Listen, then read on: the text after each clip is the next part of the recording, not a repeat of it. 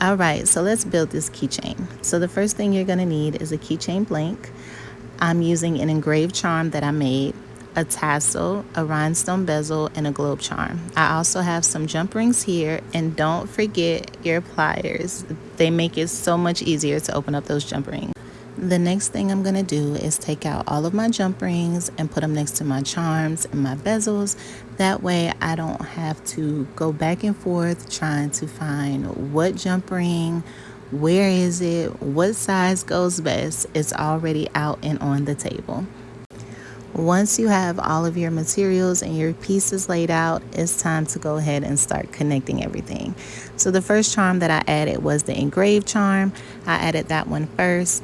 And remember to make sure that your chain is straight, okay? It is so aggravating if your chain is turned the wrong direction and your charms are kind of just all faced in any kind of way. So make sure you continue to check and make sure that your chain is straight.